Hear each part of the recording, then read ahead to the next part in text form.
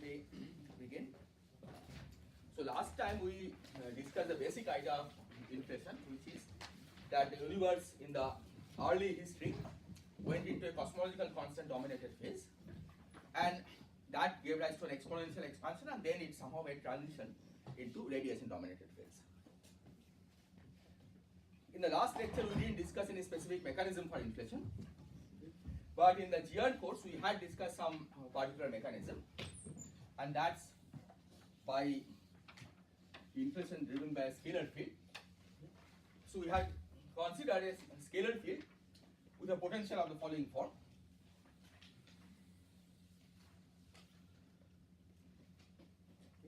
Which has the characteristics that part of the potential is flat, and at this in this flat region the value of V is large, so that when the scalar field, if you think of the scalar field as classically rolling, and we can think of it as a homogeneous scalar field, so it's like a particle moving in this potential.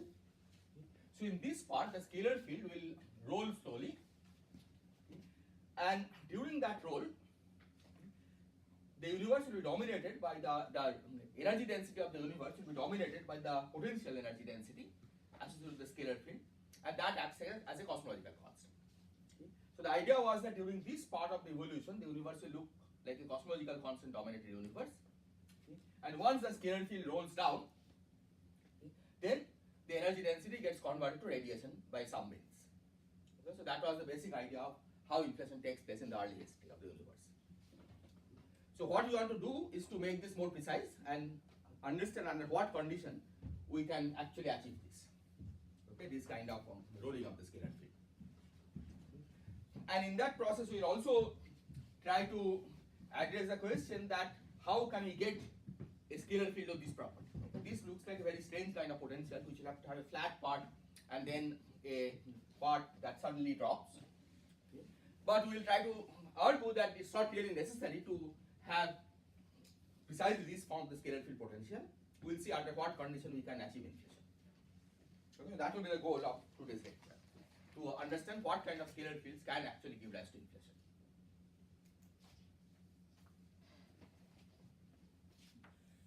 So we will begin by writing down the general action for a scalar field,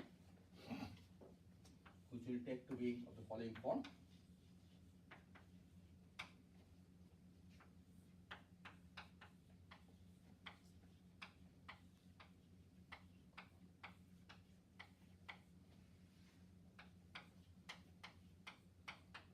Okay, so for some potential we should not specify now what it is. And we will assume that the scalar field is homogeneous. Now here one can worry about that if you are trying to explain why the universe is homogeneous, you shouldn't start by assuming that it is homogeneous. But the basic point is that once inflation starts, right, once the universe starts expanding very rapidly, any inhomogeneity which was there to begin with gets stretched out. Okay, it's in the momentum space. It's easy to see because every momentum, as we have seen, that when the universe expands, the momentum gets redshifted. Right? So a physical momentum k will get scaled by the redshift factor. So k will go to k times a initial over a of t. Right? If you start from some initial momentum k initial, it goes to k a initial over a of t. And because a of t is expanding rapidly during the inflation, this becomes almost zero during inflation, right? And k becoming zero means that only the zero momentum mode survives, right? Everything becomes zero momentum mode, right? And that's uniform scalar field. Okay? So because of this, it's a good assumption. It's okay to assume that the scalar field is homogeneous. Okay? For most part, during the inflation, the scalar field will be homogeneous, at least classically. So with that, the equation of motion for the scalar field I had written down earlier is phi double dot plus 3h phi dot plus v prime of phi equal to 0. Okay, earlier in the context of axionic dark matter, we had used half m square phi square for v, so this was m square phi, but in general, this is the equation of motion when there is an expanding background. So this I'll leave as an exercise. Okay? Just use the F or W form of the metric, okay, with A of t, and derive the equation of motion by the variation principle. Okay, vary with respect to phi, and you will find this is the equation of motion that you get. In flat space, this term drops out, h is 0, so it's phi double dot plus v prime phi, v double v prime phi equal to 0. In this background, rho is half phi dot square plus v of phi, and p is half phi dot square minus v of phi.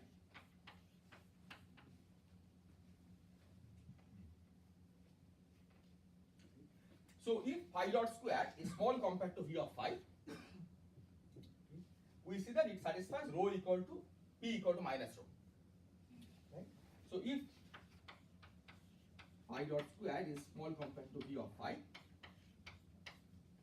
then p equal to minus rho, and this means that the p mu is like that of cosmological constant.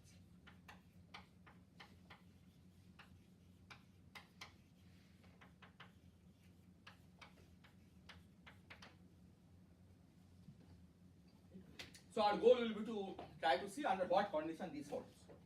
Phi dot square is small compared to v of phi.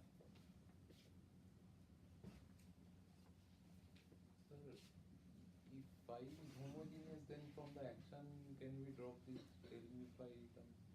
Yeah, so you can just use the del 0 phi whole square term, right, and derive the equation of motion from there. Action, of course, will be the full thing, right? I mean, if in that background you perform some experiment involving fluctuating phi, you have to include the whole phi, right? So from the action you shouldn't drop, but if you want to derive this equation of motion for homogeneous phi, you can drop the grad phi square term. And why is H0 for flat space? Minkowski background has A of t constant, right? Minkowski background minus gt square plus dr square plus r square d omega square, right? So A of t is just 1 for Minkowski background. Oh. Right? H is A dot over A. Right? H is A dot over A. Right? And for Minkowski space, A is just 1. Oh, the flat and not expanding. Yeah, flat and not expanding. Flat means flat in 4-dimensional sense, right? Not 3-dimensional flat. Not k equal to 0. Yeah.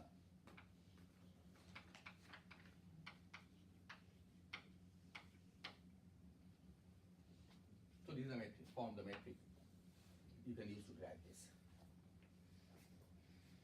Okay. So we'll try to formalize this by introducing what is normally called the slow roll inflation. Okay. So we'll write down two conditions, okay, which we'll use as the slow roll condition, and we will see that those two conditions automatically imply this.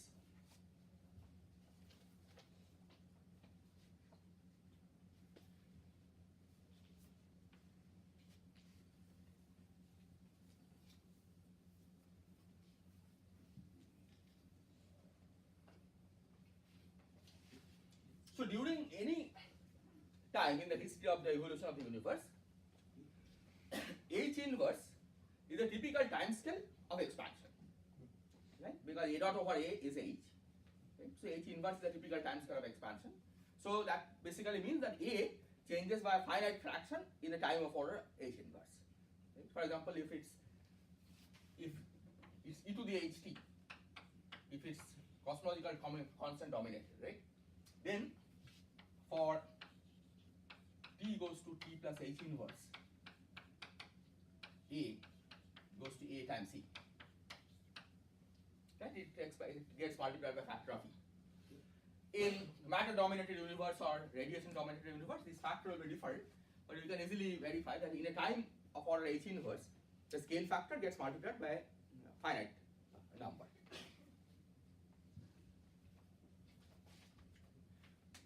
So the slow roll condition 1 will be the demand that the change in h, or the fractional change in h, in a time period of order h inverse should be small. Okay, so h shouldn't change too much. Okay, we cannot expect h to be exactly constant. That requires it to be really cosmological constant. That's not the case. It's a rolling scalar field. Okay. So you cannot assume that h is strictly constant. But what you demand, the Storer condition, is that the fractional change in h over a time of order h inverse should be small.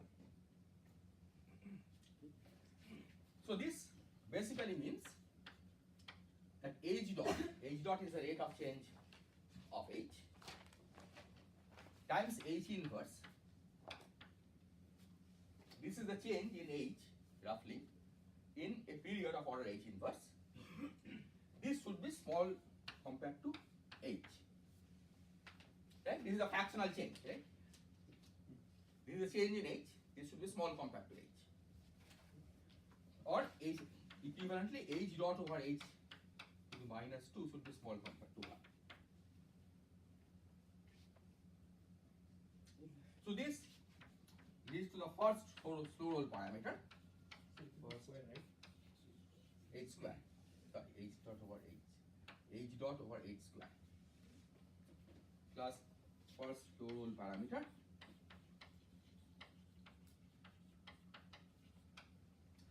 epsilon is minus h dot over h square. Okay, this minus sign is just a convention. Typically epsilon is positive because h is basically controlled by the energy density, right? H square is 8πg over 3 times rho, right? And we expect that as the scalar field rolls, right, the potential energy should decrease, right? Because scalar field tends to reduce its potential energy, so the potential energy should decrease. So H should decrease, right? That's why this minus sign takes care of this. Epsilon typically is positive, okay? But sometimes one also considers potentials of slightly different sort where there is slight hump. Right? If you have a potential like this, then the scalar field may go like this. Okay? Then during this part, epsilon will be negative because h dot is positive. Okay, but this we will use as a definition.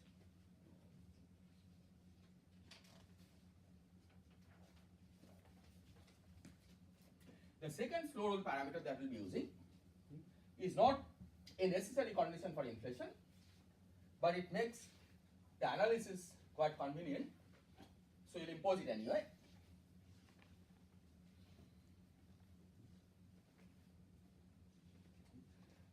And this condition is that the fractional change in phi dot over a time of order h inverse should be small. See, phi dot is already small, right? Because phi is rolling slowly, right? So phi dot is small because the potential is almost flat. But what we will further demand is that the fractional change in phi dot over time scale of order h inverse should be small compared to phi dot. This is, as I said, is not a necessary condition for inflation, but using this makes life much simpler. So we will impose it anyway.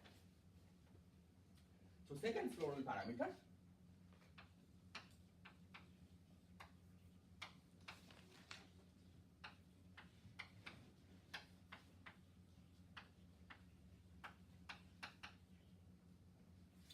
eta, which is minus phi double dot over phi dot times h.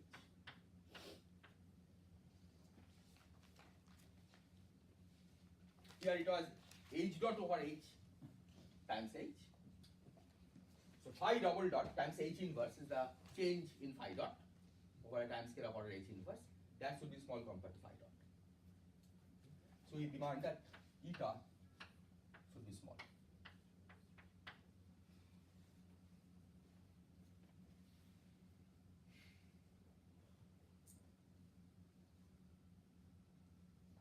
Is this clear? Could you repeat why would we need slow roll for inflation? No, so why we don't need it. Okay, even if eta is not small, right? As long as this is true, you will still have inflation.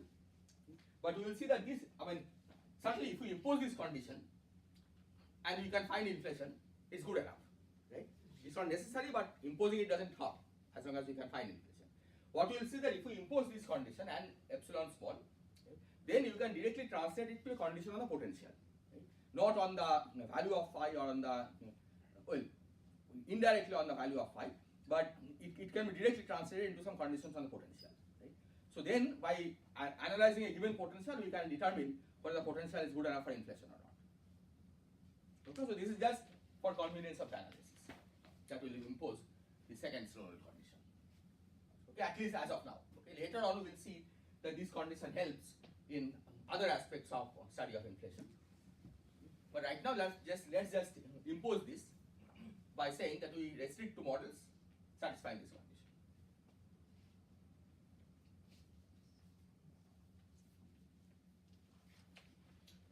So what we will do now, our goal now will be to translate these into conditions on V phi.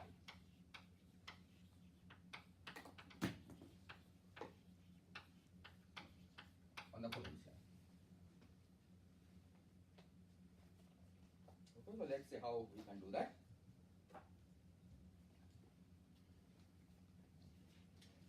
So first we will try to analyze this condition. For this we use that h square is 8 pi g over 3 half phi dot square plus v of phi.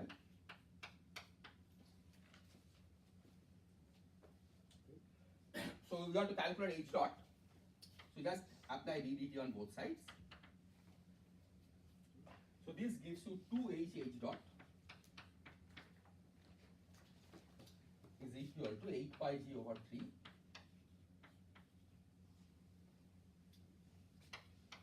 phi double dot phi dot plus g prime phi dot.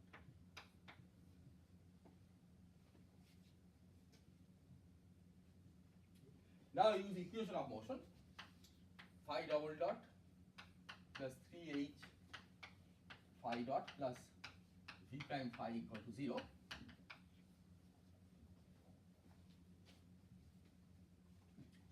Using this equation of motion, we can replace phi double dot plus v prime phi by minus 3h phi dot. So this becomes minus 8 pi g phi dot square.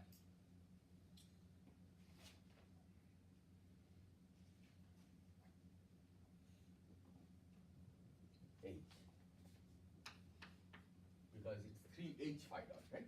Because h is there.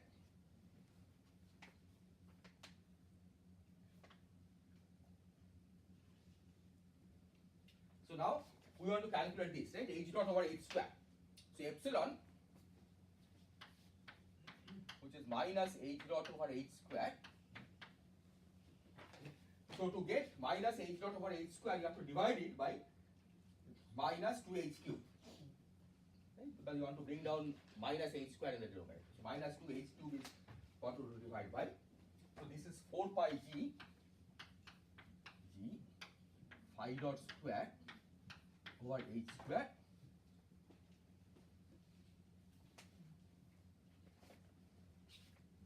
so this is 4 pi g phi dot square over 8 pi g over 3 phi dot square half phi dot square plus v of phi.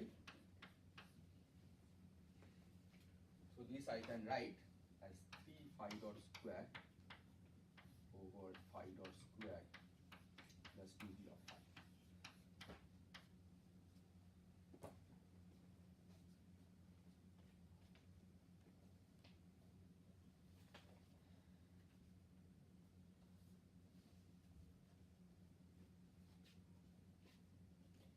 Okay? Sir, Yes. what is the physical meaning of this eta? Eta equals to minus phi double dot. It is measuring the fractional change of phi dot over a Hubble time. Right? how much phi dot, the velocity of phi, right? So eta equal to 0 means phi dot is constant. Phi travels at a constant velocity. Right? So it's measuring the deviation from a constant velocity.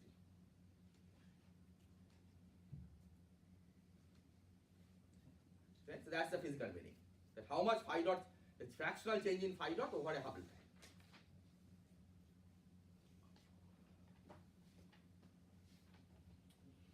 So this shows that epsilon small implies that phi dot square must be small compared to V phi,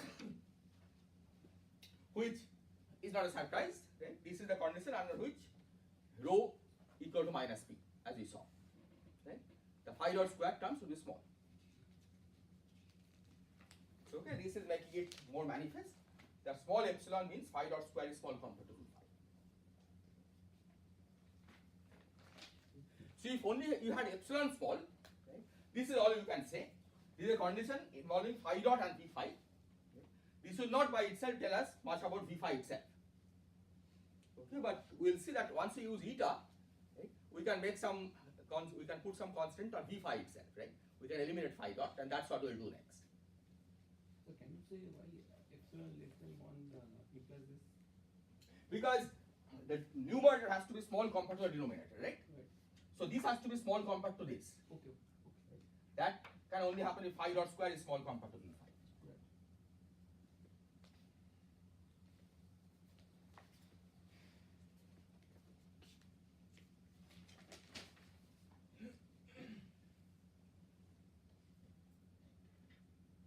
Is this clear? Okay, this shouldn't surprise you, right? Because we have already said earlier that p equal to minus rho if phi dot square is small compared to V phi. Right? And that's what you see here, that epsilon small means the Hubble constant should remain almost constant, right? And that happens when the universe is cosmological constant dominated, right? And that's consistent with this, that in this case the universe is cosmological constant dominated.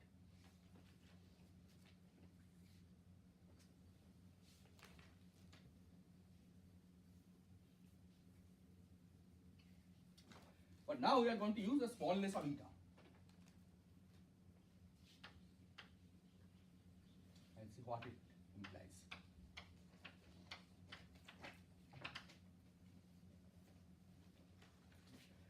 So smallness of eta implies that phi double dot is much less than phi dot times h.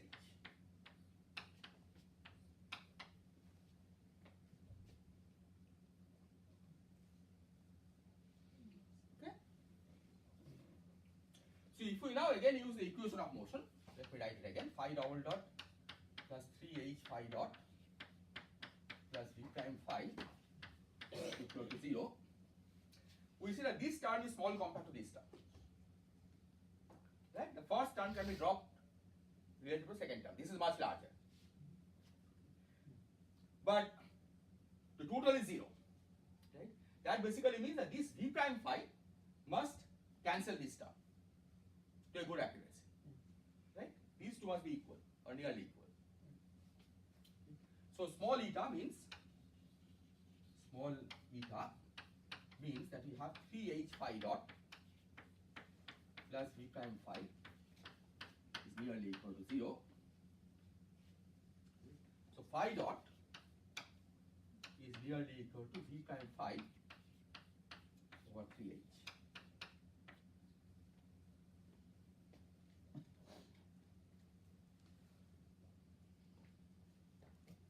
Now we are going to substitute in this equation. So now we know that phi dot square is small compared to v phi. So this means that v prime phi squared over 9h squared is small compared to v phi squared. Sorry, phi dot square is small compared to v phi.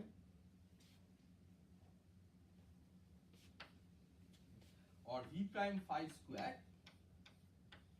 is small compared to 9h square v phi, which is 9 times 8 by g over 3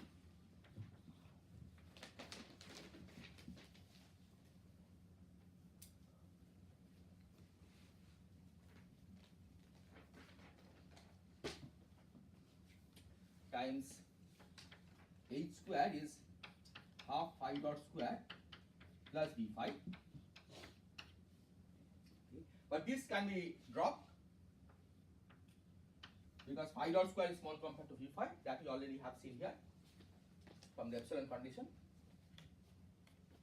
Okay. So then the condition becomes v prime phi square is much less than 24 pi g v phi. Sorry, try another v phi. 24 pi g v phi square.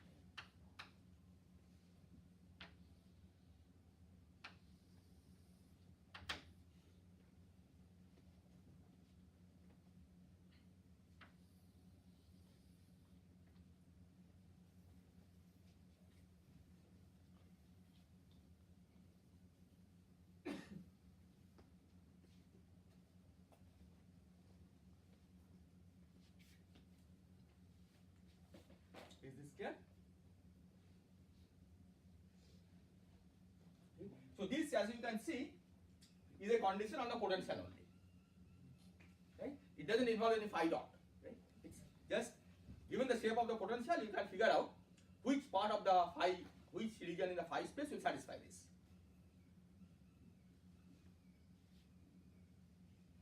Okay, just examine v prime phi and v phi and see if this holds or not. Okay, so this is one condition, of course, because but since we have two conditions, one for epsilon, one for eta, right? We'll combine those two conditions to get one, but there's still one independent condition left over, right? You have to see what that implies. Okay, we need two conditions, right? Because we had to begin with small epsilon and small eta, right? So you should get two conditions on V, right? Finally, when you state the Schrodinger condition, you should have two conditions. So let's try to find the other condition.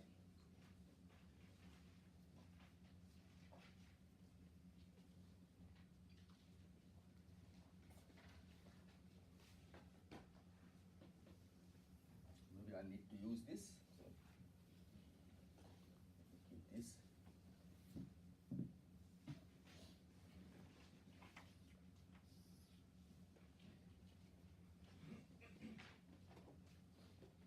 Okay, so let's start with this. Phi dot equal to minus v prime phi over 3h. And ultimately we want to make use of eta again. Okay. So we'll start from there and calculate phi double dot. Okay, by taking the time derivative. So phi double dot will be minus v prime phi, sorry, v double prime phi, phi dot over 3h minus v prime phi h dot plus over 3h square.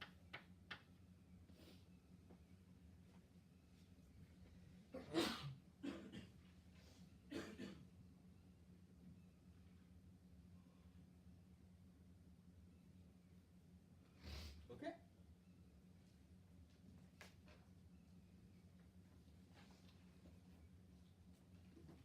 So let's calculate eta. So eta is phi double dot over phi dot h, or minus phi double dot over phi dot h. So this is first term, phi cancels. So v double prime phi over 3h square.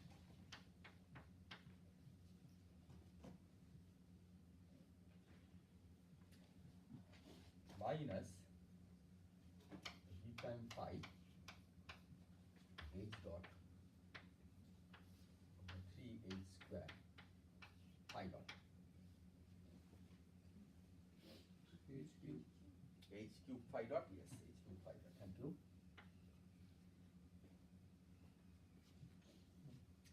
So this I'll write as v double prime phi 3h square is 8 pi g v of phi.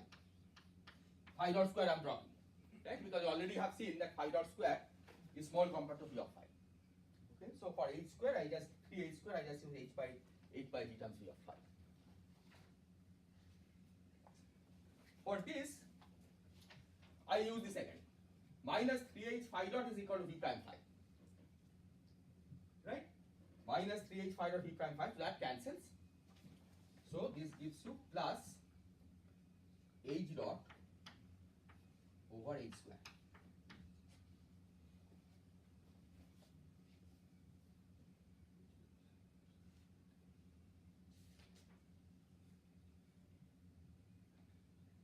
So there, let's say 1 minus sign.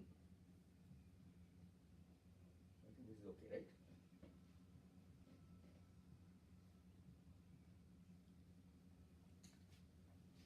There's a minus sign here.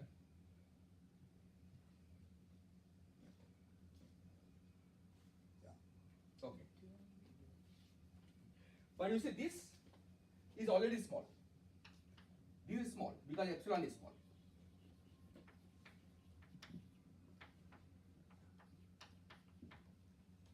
H dot over h square is epsilon, right?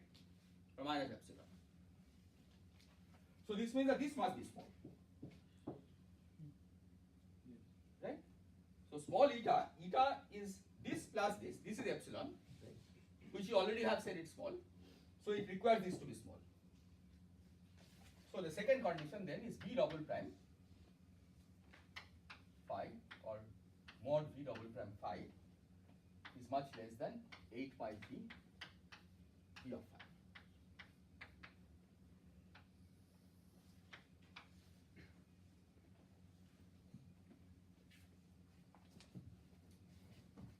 Okay. So let me emphasize again that eta small, I didn't justify why I am taking this. But I said let's put that condition anyway, right? If we can satisfy inflation with that condition, it's good enough, right? We have a potential that generates inflation. Okay? But when you put demand that both epsilon and eta are small, okay, that can be translated directly into a condition on the potential, okay, that the potential must satisfy these two conditions, right? We don't have derivative of the scalar fields, right, which requires equation of motion to figure out what they are.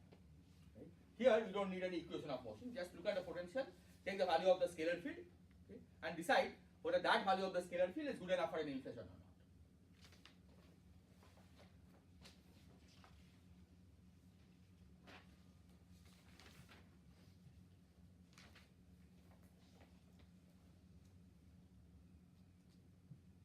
Is this clear?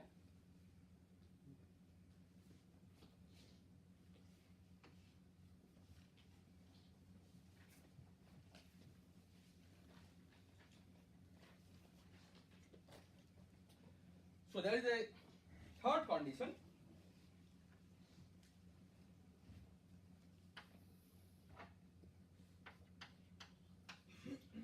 Condition 3 is that during inflation, quantum gravity effect shouldn't be too large because then you cannot calculate anything. So the quantum gravity effects should be under control. Quantum gravity effects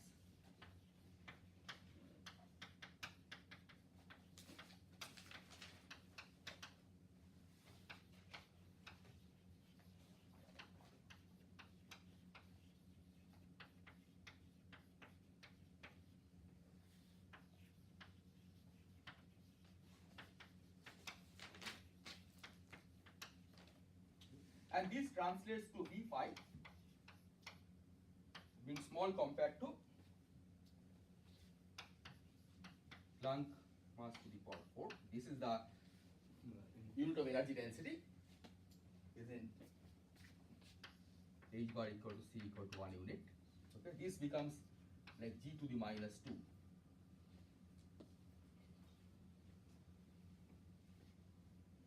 Okay, but if you use dimensionless unit, right? If you said h bar, c and g equal to 1, right? Then in dimensionless units, it just says that v of phi should be small compared to 1.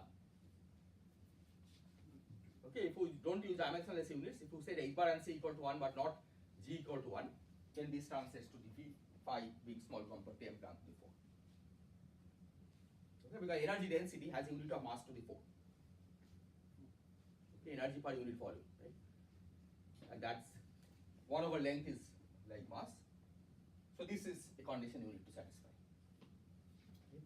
So V phi should be small compared to G to the minus 2.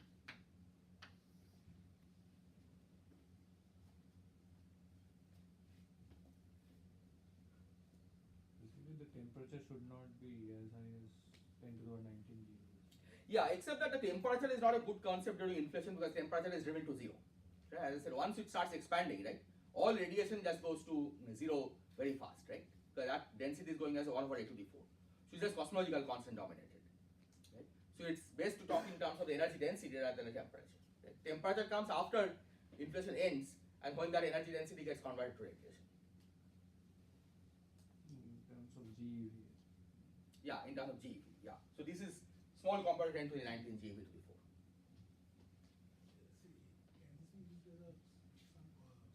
4. No, it depends. It puts a restriction on V of phi. Right? So you'll first list all the conditions and then see if you can find a V of phi that satisfies those conditions. Right?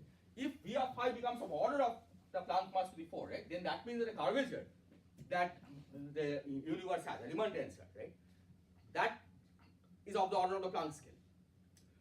And then you don't have much control, right, because then you need the quantum gravity theory to analyze the situation. Right? This is just demanding that the curvature that the universe, that this cosmological constant produces is small compared to the Planck scale.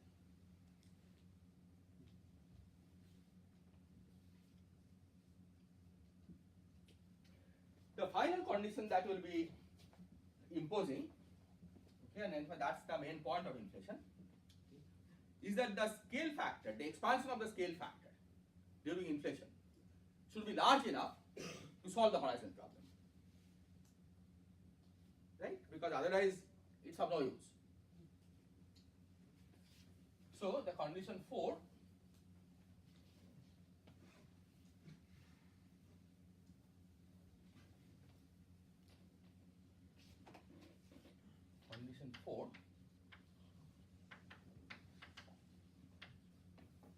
is that if we take A of Tf over A of Ti should be large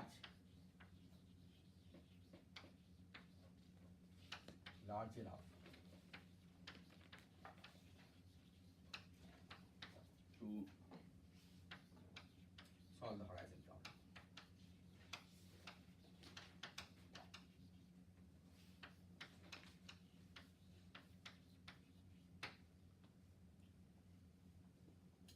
Now, last time I discussed how to calculate how large is large. Okay, you can put in some numbers. It depends on the scale of inflation, right? At which scale the inflation ends and it goes over to the radiation dominated universe. Okay. But if, for example, if we take, if V of phi is like 10 to the 16 GeV to the 4, right? If that's the scale of inflation, okay, which means that after the inflation ends, the temperature rises to about 10 to the 16 GeV, say. Then the required number, then A of Tf over A of Ti, should be larger than e to the 60.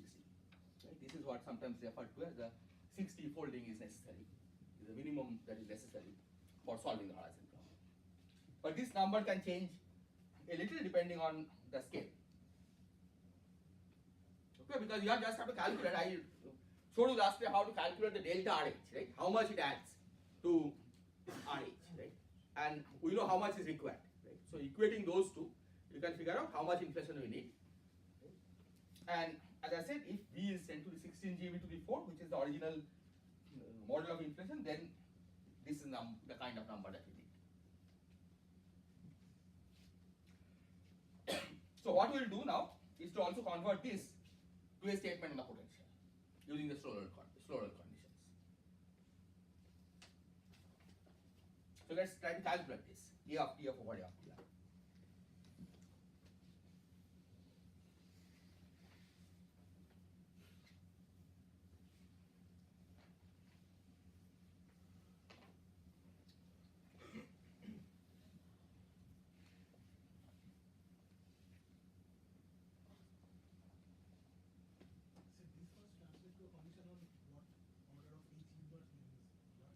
we have to translate everything on a condition on V. Right? We'll see now how to translate this to a condition on V. Because given a potential, you want to decide whether it can give inflation or not, right? Without having to again solve equations of motion, etc. Right? We are already doing whatever solving equations of motion are needed at this stage, right? And then you want to state the condition purely as a condition on the potential. That's the goal, and that's why the second rule condition is useful. Right? Small eta allows us to convert everything to conditions on the potential. Okay, so we'll see now how to translate this to a condition on the potential. Okay. So we use the fact that A dot over A is H.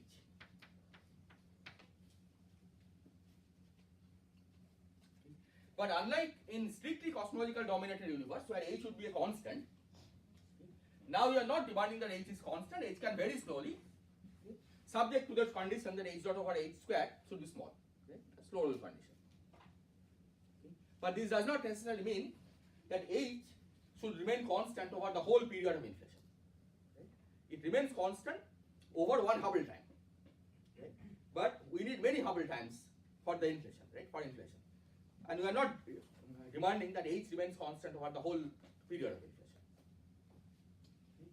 So using that, okay, using the fact that it can be a function of t, we can write A of tf as A of ti times exponential of integral ti to tf ht dt.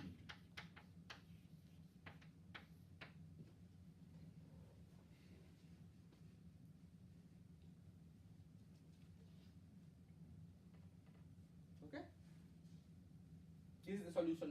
We have solve this and find the relation between TF and TI. Now we use the Snowball condition. Okay. Recall that we have 3h phi naught is equal to minus v prime phi. Right? This was consequence of small eta. Consequence of small eta and equation of motion.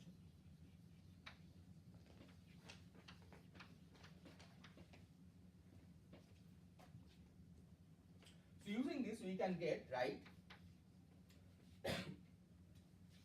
d phi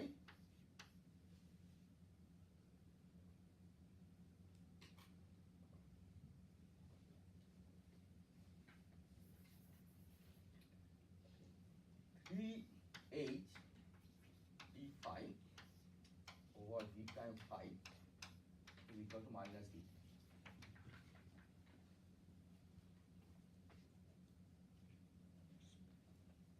Right? This is telling us that how phi changes as t changes from this equation. So using this relation, this integral we are going to translate into an integration over phi. So this I can write as exponential minus because of this minus sign, integral phi I to phi f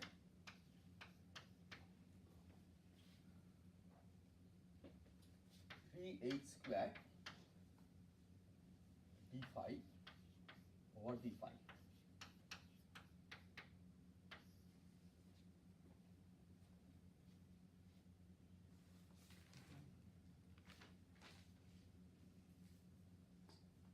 V prime phi is sorry, V prime phi. V prime phi. But 3h square is 8 pi g v phi, right? Phi dot square we ignore it compared to v phi. So this is exponential minus integral phi I to phi f 8 pi g v phi over v prime phi.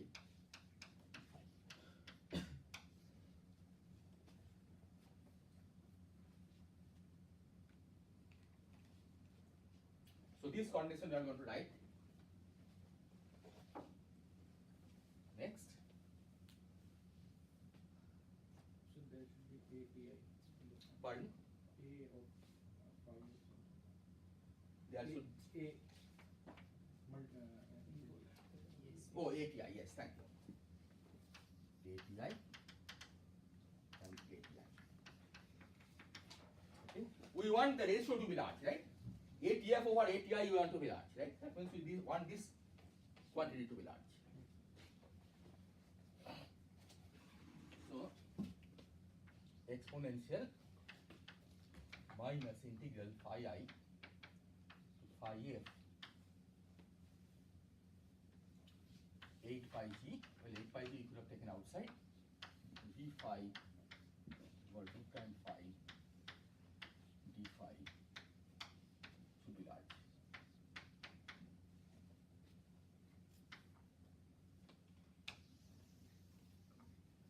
So but we already saw that 2 prime phi should be small compared to d phi because of that one.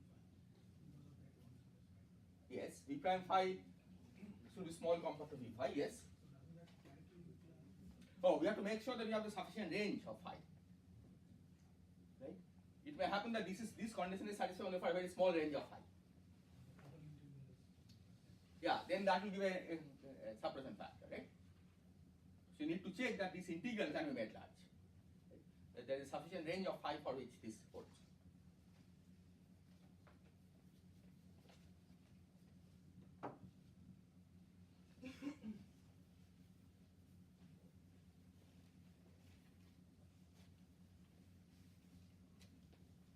In case of marginally greater than 1, we can use probably greater than 60 because we need only e to the power 60.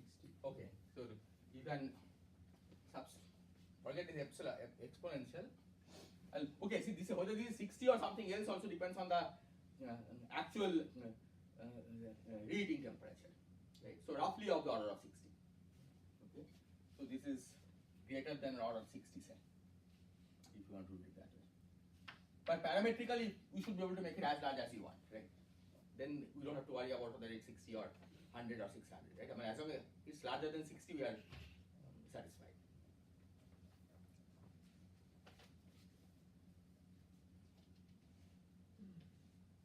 Other questions? So the reason for writing the conditions in terms of potential, okay, was that now we can try to look for potentials that satisfy all these conditions, right? Which will be a potential that we can use for inflation, right? You want to see whether we can find potentials satisfying these conditions. Okay. And we will see that there are in fact very simple kind of potentials which do satisfy this condition. So goal, look for potentials, look for V of phi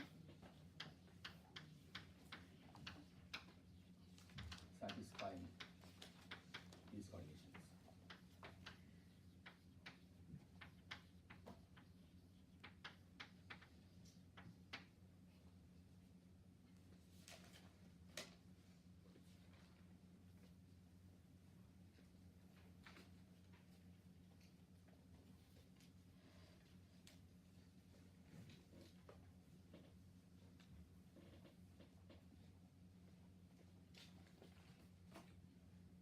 Are there questions?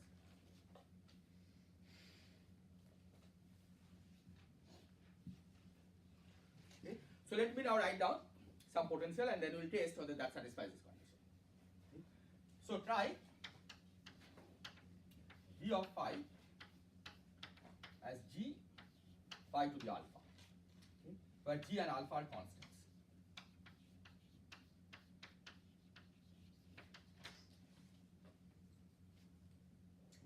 So if we look at the positive side of phi, G versus phi, it's something like this. Pardon? G is positive. Yeah, we got into positive definite potential. Right? G is positive. So the kind of situation that we're looking at is where you start the scalar field here. Okay. It rolls down the potential, and you want to see whether as it rolls down, there is some range of scalar field for which it satisfies all these conditions. Right? Because you can use that range of scalar field for inflation. Right? We don't need particularly strange kind of potential.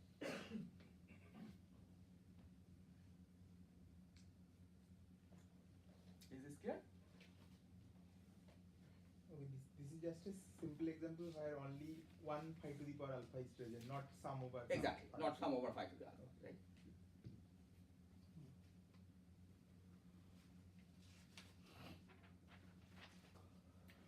prime phi is G alpha phi to the alpha minus 1, and V double prime phi is G alpha times alpha minus 1 phi to the alpha minus 2.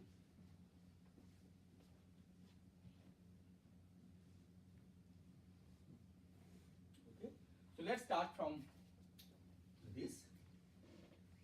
V prime phi square, so G square alpha square phi to the 2 alpha minus 2 should be small compared to 24 pi G V phi square G square phi to the 2 alpha. So this basically tells us that phi square should be much larger than alpha square over 24 pi G.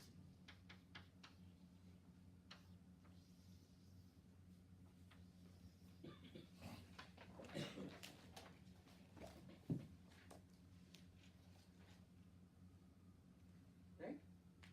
As long as phi square is larger than alpha square over 24 pi G, this condition holds. V prime phi is, this condition holds. This we have satisfied. Second condition, so let me, okay, second condition, V double prime phi, okay, here.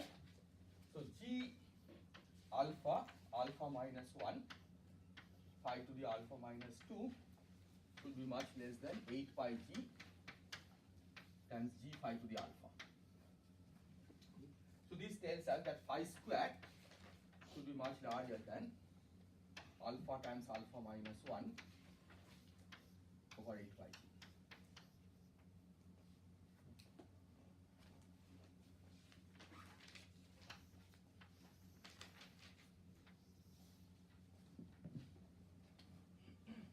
Okay, these two conditions are similar. As long as phi is large enough, you can satisfy this.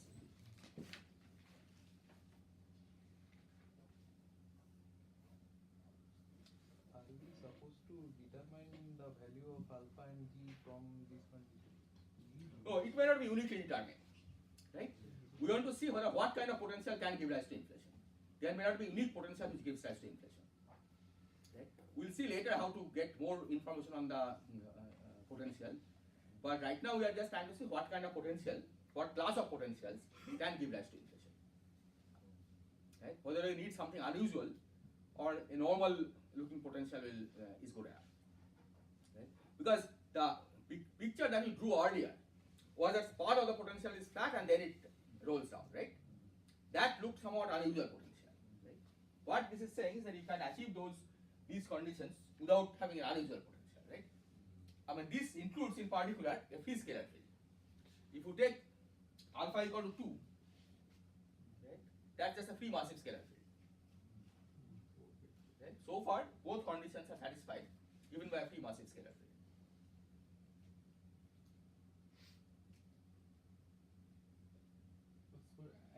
Away from 0, then the V phi is very rapid, right? It will go. Yeah. So once it reaches 0, right? Oh, away from the 0, then it's fast moving, right?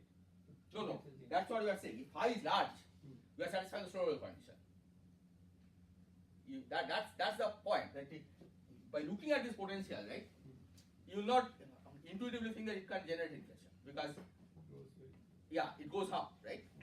But what's happening is that because of the Hubble friction, right, the slow roll condition is actually satisfied, right? Because you used the equation of motion, right, to determine these conditions, right? Once these conditions are satisfied, right, then phi dot square is actually small compared to V phi, right? And the reason is that when you are going here, right, V phi is large. In flat space, phi dot will also be large, right? Because it starts rolling down. Even if you start from phi dot 0, it will start rolling down very rapidly. But in expanding universe, right, because it has already provided this h, there is a damping term, right, which keeps phi dot under control as long as h is sufficiently large, right? And that's the balance, right? That's why even a potential like this, right, which doesn't look anything like the potential that we drew, flat and then sudden drop, right? even a potential like this can actually support inflation. Okay, that's what this is showing. Right? Which is counterintuitive if we have the flat space picture, right? Because in the flat space picture, you would think that if we go very far out, right, then how can it be slow roll, right? It will start rolling very fast. But that's not the case. Is that point clear? Right? So this is somewhat counterintuitive, that you can get inflation for this kind of potential at large phi. Right? Where in flat space, you cannot satisfy the slow roll condition. H is essential for this to happen.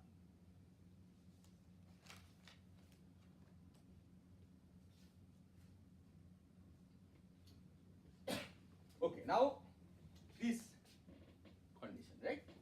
This condition requires that G phi to the alpha should be small compared to G minus G to the minus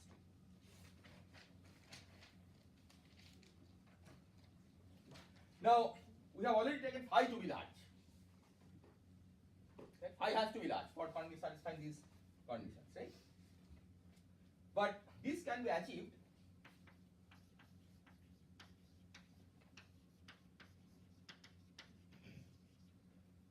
by taking G small.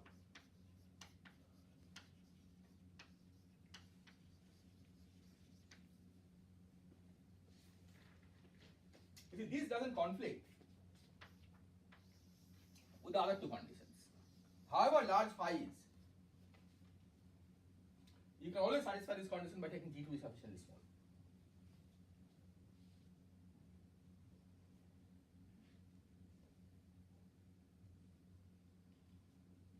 Is this point clear? So G is sufficient for some high scale.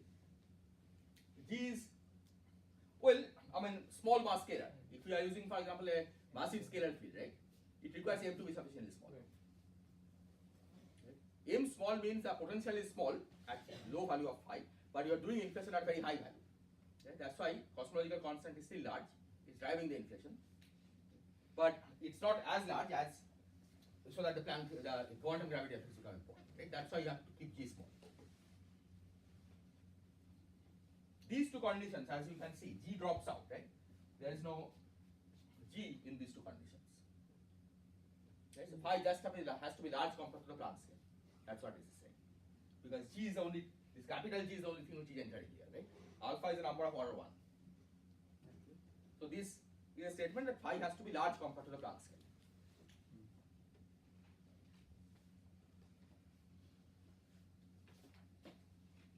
So G is the, small g is the mass only if alpha equal to 2. If alpha equal to 2. Otherwise the coupling constant. Some kind of coupling constant. But sir, suppose if alpha equal to 4, then G is dimensionless. Yes. And in that case, G is unnaturally small. Yes. You have to take G to be unnaturally small. Okay.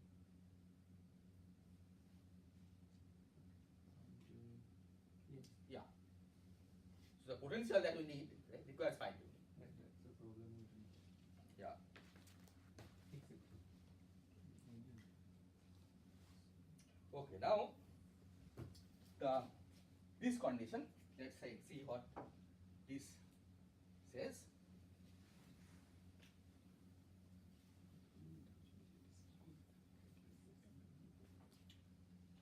So this is given by minus integral phi I to phi f 8 pi g v of phi over v prime of phi, right? So that's g phi to the alpha over g alpha phi to the alpha minus 1 g phi. So that's minus 1 over alpha integral phi I to phi f 8 pi g I can take out phi d phi. G gets cancelled, right? 8 pi g over alpha. So that's 8 pi g over alpha times phi I square minus phi f square times half.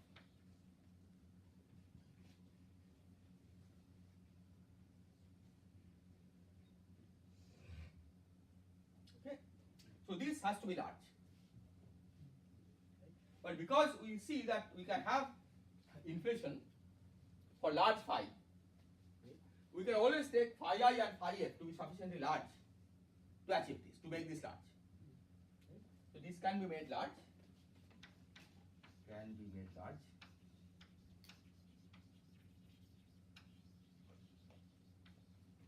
by taking phi I, phi f large.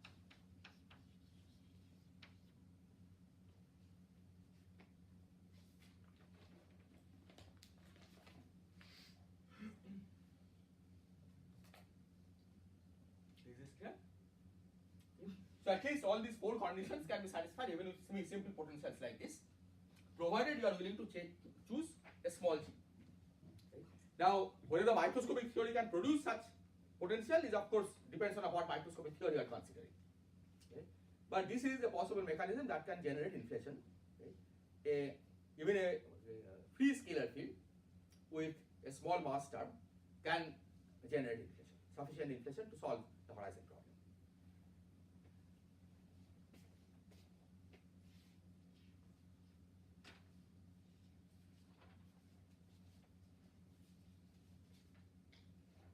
Okay, questions? So if the scalar field is really free, then how it can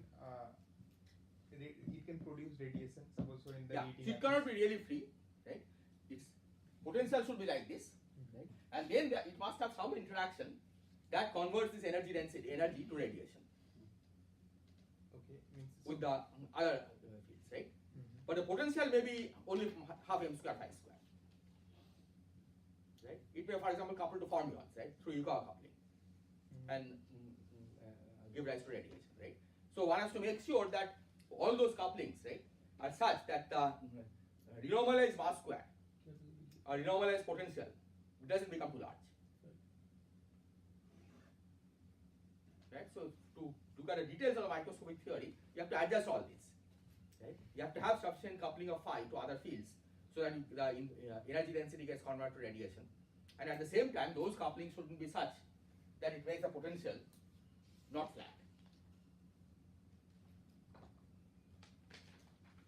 And that problem has to be solved in the microscopic theory. So usually it couples to any of the fermions. Yes. The fermion will draw the mass to that scale, right? So it will be again the M will be large. Well, not necessarily. There may be some symmetries that Like prevent it from happening, like supersymmetry or shift symmetry. Right? So one has to devise some mechanism that prevents it from happening. Right? In microscopic theory, you can try to put those mechanisms by hand. If you are trying to get from some fundamental theory like string theory, for example, right? Then you have to see in string theory, right, what kind of field can have such properties, right? That which doesn't get mass or get large correction to the potential, okay, so as to destroy this fact that it can have inflation. but we are neglecting the quantum gravity effect, so probably we means only the But quantum gravity effects are not quantum field theory effects, right? right So as long as phi has coupling to other fields, right right, it will generate renormalized potential. no I'm telling means if you start from string theory probably you don't need because already means only probably the low energy effective Yeah. action will So come. from string theory you have to get appropriate low energy physics, right, which can generate inflation, right? But not every V of phi can come from string theory, right? So you have to check whether in string theory there is some particular mechanism, right, which or some particular field which can serve as a potential for inflation. Right? I mean, one class of models in string theory, for example, is by the phi is like the motion of a brain in the extra direction. Right? So changing phi means that the space that in which you are living in, right, that's moving in the extra direction, okay, at some slow speed. And then we can try to look for the corresponding correction to that potential. Right? There are various other candidates which can play this role, right? And those candidates are chosen to, at least to some extent, satisfy this condition that the potential shouldn't get corrected too much under quantum corrections. Right? Because you have to maintain the flatness over a long range.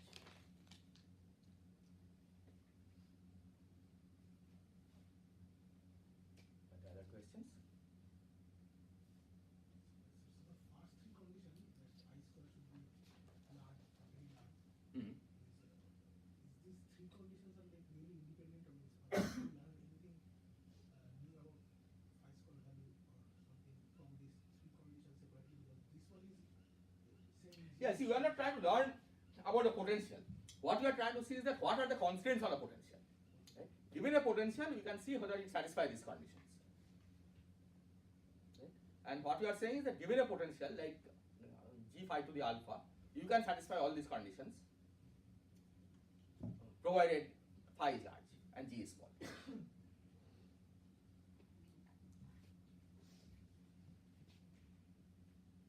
condition is the potential should be bounded from above.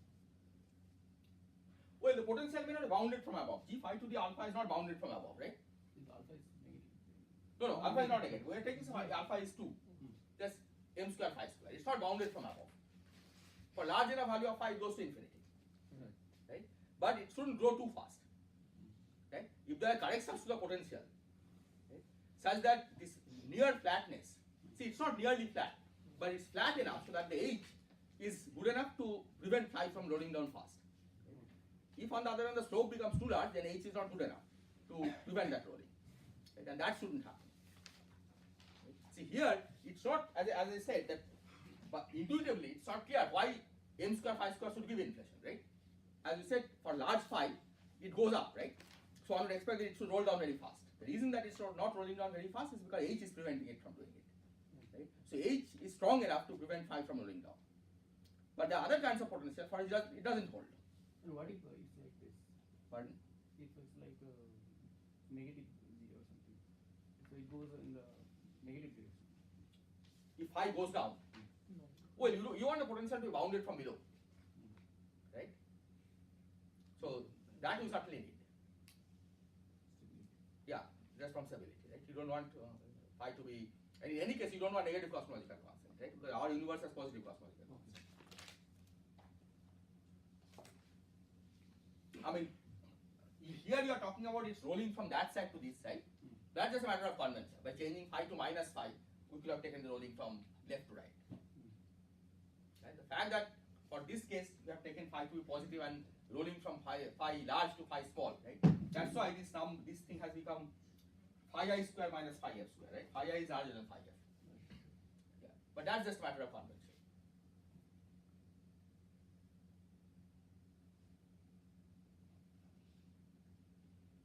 Is this clear? Okay, so now we come to the next problem for inflation. That is how to convert this cosmological constant to radiation. Okay, that's what is called reheating.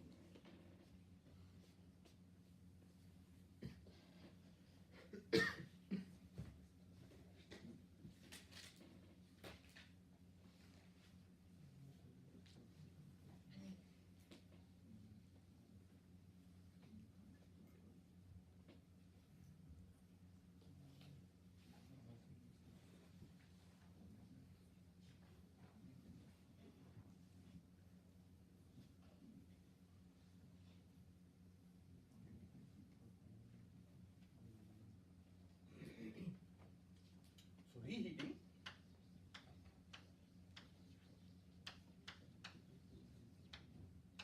now reheating of course is a complicated process, but we will say that the reheating begins once the Storer conditions are violated. So if we take for example this g phi square, g phi to the alpha kind of potential, right? We start from a large phi, right? It comes down. Okay? At some point the Storer conditions are going to get violated, right? When phi is not large enough. Okay? And we will say the reheating begins from there. Okay? After that, the cosmological constant is not a valid approximation. The energy density is going to get converted eventually to radiation, right? But through some process. Okay? And you want to study that process. So it begins at the time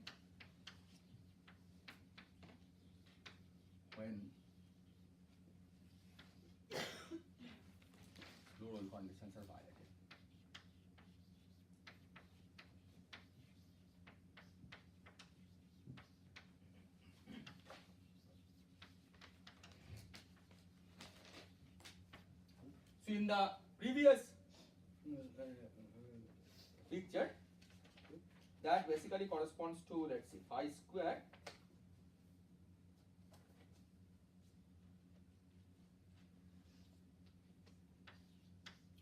phi of order g to the minus half. Okay? If you look at the formula that we had, alpha is of order 1. When phi is of order g to the minus half, that's where the slow roll conditions are violated.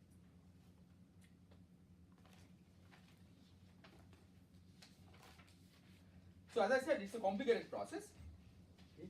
But we will take a simple assumption, okay, that once the slow roll conditions are violated, okay, the field starts moving fast and starts oscillating around the minimum of the potential. Okay? So we approximate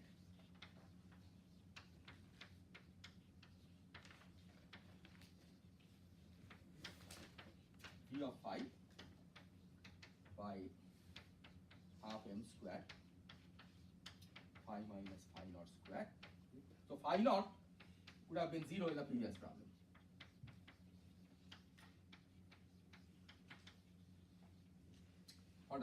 For the chosen potential, 0 for V equal to m square phi square, g phi square. Okay. So for this potential, half m square would have been g, and phi naught would have been 0. Okay, but for more general potential, we will say that once phi starts rolling, okay, then the potential comes down to some minimum. Okay, so if you have a generic potential, V versus phi, and once the slow roll conditions are violated, right, you can think of this as a harmonic oscillator oscillation around the minimum. Okay, this is just a simplified assumption that we make this transition. Okay, that fact that phi has to roll from here to here, that time we are ignoring. Okay, assume that it starts rolling back and forth around the minimum.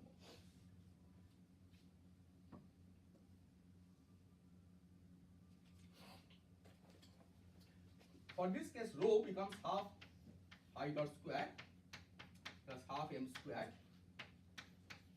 phi minus phi naught square, and p is half phi dot square minus half m square phi minus phi naught square.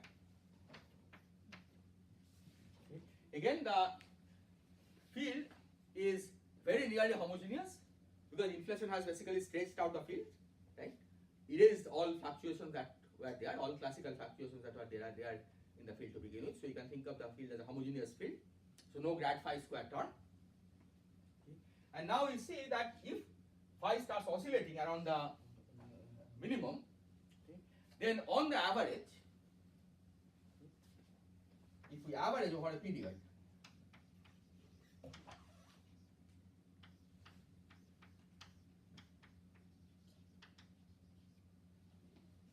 then this will be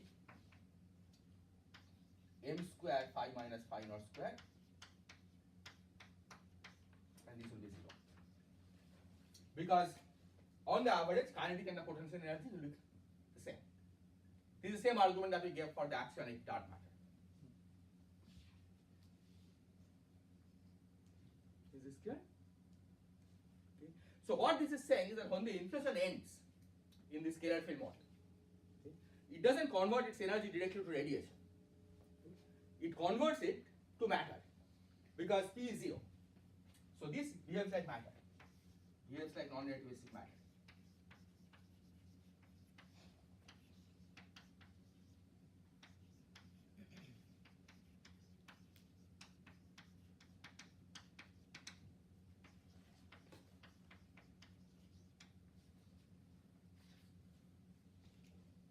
And the physics is the same as what happened for the axionic dark matter. So this non-relativistic matter you can think of as phi particles, non-relativistic phi particles.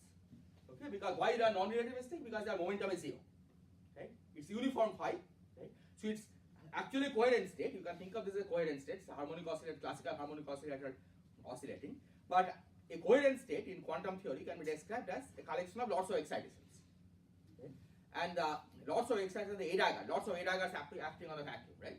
And those in the second quantized field, quantum field theory, correspond to lots of phi particles of zero momentum.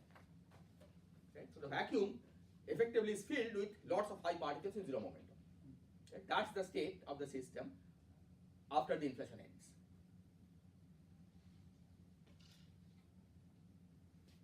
Is this clear? So the next stage is a decay of these phi particles into radiation. Okay, and here radiation means anything that is relativistic, any particle that it can decay to, right? Photons, and all the standard model particles, or any other particles that maybe they are beyond standard model. Right? We don't know what was there, what kind of particle spectrum we have just after inflation ends. Okay? But the phi, we assume, has some kind of decay width, some decay probability to the massless particles or nearly massless particles, at nearly massless at that scale. So even top quark will be considered massless if you are having this as say 10 to the 10 GeV or higher. And so you have to take into account that decay of the phi particles. Okay.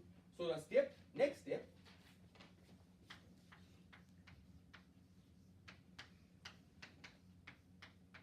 is the conversion of this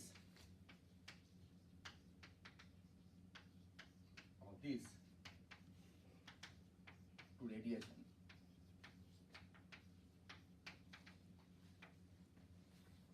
via decay of phi particles to light particles.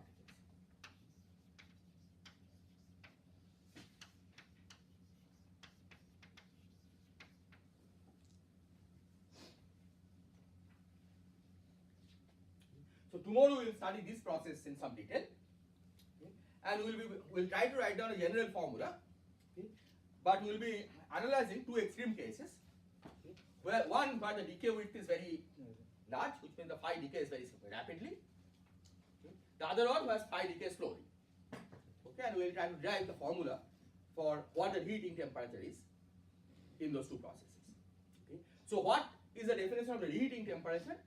Okay? The definition of a reheating temperature will be that during this process, the energy density from phi is going into radiation. Right? Reheating temperature by definition is the maximum energy density that the radiation reaches. Okay?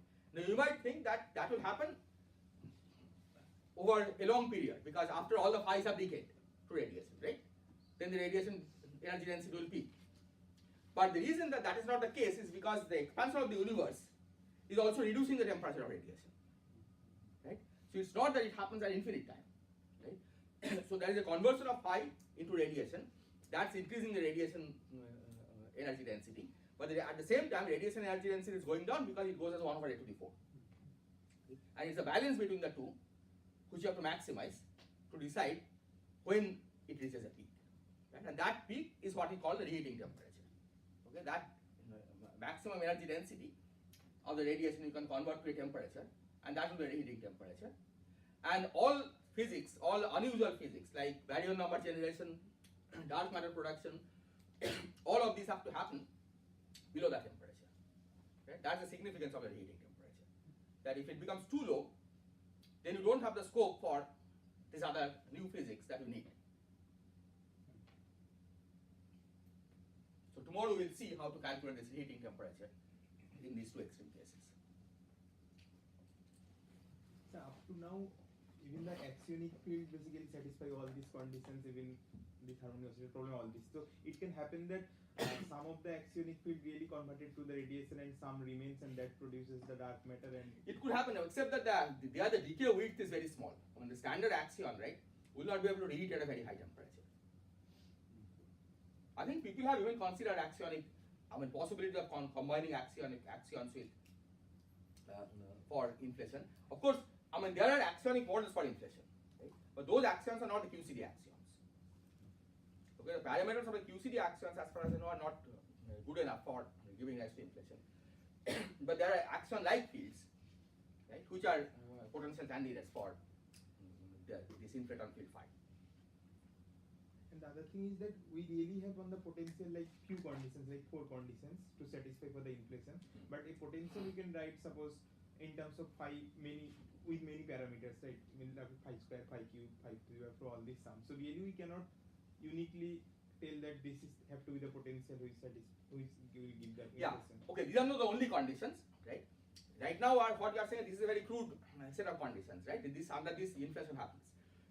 The real constant on inflation comes from fluctuations, right? We'll see later that knowing the inflationary physics, right, we can calculate the fluctuations in the CMB radiation. Right? The fact that the CMB radiation from different directions in the sky are not exactly uniform, right? There is some small fluctuation, right? That's 1 in 10 to the 5, and that we'll see is directly capturing the imprint of what happened during inflation. Okay, and studying those, you can put constraints on what kind of inflation you can have. But even then, it of course doesn't fix the potential uniquely, right? But it gives constraints on what kind of potential you can have. And a lot of inflationary models have been ruled out just based on this study. Yeah, because if the constraint like phi have to be small, then at least one can approximate the potential up to some order. Yeah, If but it here is it's large, yeah, exactly. So it's really not. So that's why in microscopic models like string theory, right, where you don't adjust parameters by hand, it's not easy to cook up potentials like this. And there are only 1 or 2 kinds of possible models which have this kind of feature, where the potential remains almost flat for a long range. Right? And this is what is called the axion monodrome inflation. That's one of the features, right, where you use something like an axion field to generate flat potential or nearly flat potential. Right? It has to be nearly flat, and it also has to be sufficiently long range so that it can run over that long range, right, to give rise to inflation. So from the bottom-up approach, you can simply say that okay, you take these conditions and then try to cook up a potential which gives rise to this physics. Right? But from top-down approach, right, I mean you have to find out appropriate mechanism which keep the potential flat.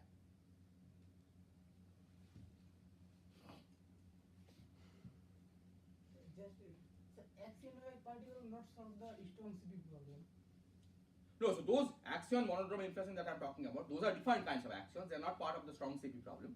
Okay? But there are other kinds of fields which have proper features similar to that of an axion. Okay? And there also the potential is kept flat or nearly flat by some kind of shift symmetry like that of an axion. Right? But it's an approximate shift symmetry. Right? Because if it's exactly, if the shift symmetry is exact, then the potential is exactly flat, right? That's not good enough for inflation. You have to have a nearly flat potential. Is there any bound on the lower reheat temperature? How low? I think most of the bounds are from experimental physics, no, not the observation. That you have to have sufficiently high reheating temperature so as to generate baryon asymmetry and dark matter. Right? Because anything that was there before inflation are all wiped out during inflation, right? So you have to generate them afresh. So you have to generate baryon number asymmetry and dark matter after inflation. 10 to the 5 or Well, if you can cook up a model where baryon number is violated after 10 to the 5, you can have 10 to the 5. Right? But then your microscopic model should also have that inbuilt baryon number violation below 10 to the 5 GeV. At least 1 dB. Yeah, 1 TeV certainly, right? I mean, the one is you have to have baryon number violation, and yet the proton shouldn't decay too fast, right? Because proton decay already puts a constraint on what kind of baryon number violating interactions you have, right? So if you want to have baryon number violation at less than 10 to the 5 GeV, right, then you have to also explain why proton doesn't decay too fast. Right? Because in the granulified theory, right, those X-boson exchanges which give rise to proton decay, they are very massive, 10 to the 16 GeV, right? And that's why the proton lifetime is not inconsistent with the proton lifetime. Right? But that will not be the case if you have a particle of order 10 to the 5 GeV, which is mediating baryon number violation.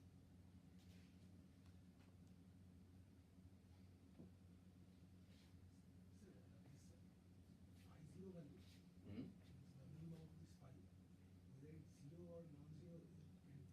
Oh, but phi, of course, you can always shift, right, and call that 0. say phi is just a scalar field, right?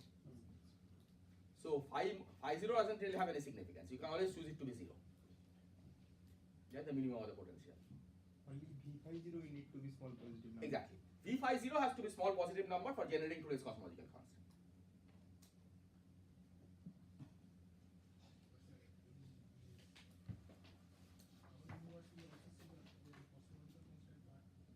Yeah, so that's V phi 0. Exactly. That's at the minimum of the potential, right? When the phi has rolled down to its minimum, there you have a cosmological constant. So V phi 0 should be a small positive number.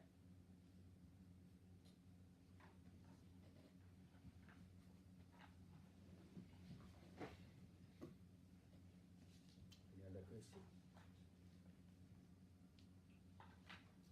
Okay, so then we'll continue tomorrow at the same time, 7:30.